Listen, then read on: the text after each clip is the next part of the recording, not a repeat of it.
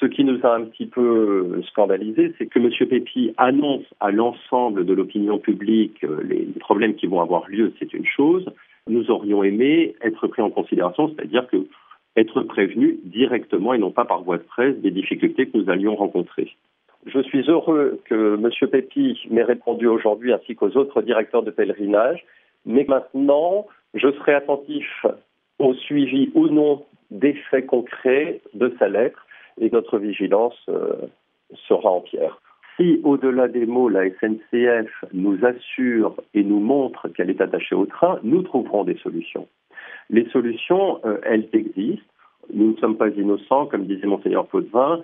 Nous savons bien les contraintes économiques de la SNCF, nous voyons bien les contraintes techniques de Réseau Ferré de France et nous sommes force de proposition.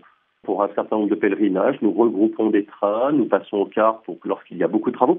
Il y a des solutions, mais les solutions ne peuvent se trouver qu'en bonne intelligence. Est-ce que le train des pèlerins est un train comme les autres avec des clients et des voyageurs comme les autres ? Mais disons qu'il y a deux aspects. En interne, ce n'est absolument pas un train comme les autres. Un train de pèlerin, c'est un train dans lequel se noue un pèlerinage. C'est la raison pour laquelle, pour nous, directeurs de pèlerinage, ces trains sont extrêmement importants.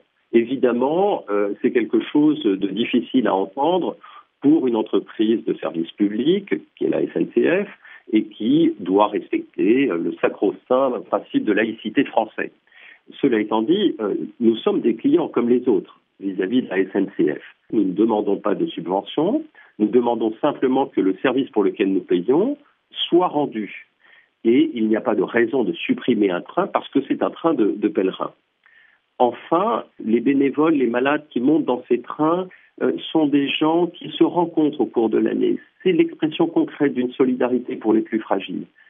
Supprimer les trains de pèlerins, c'est nier cette notion de solidarité active qui a lieu pendant l'année. Et au fond, c'est axer une société uniquement sur la rentabilité. Donc pour moi, au-delà de la SNCF, au-delà des pèlerinages, la question qui est derrière, c'est quel est le prix qu'une société est prête à payer pour ne pas être seulement rentable, mais être humaine.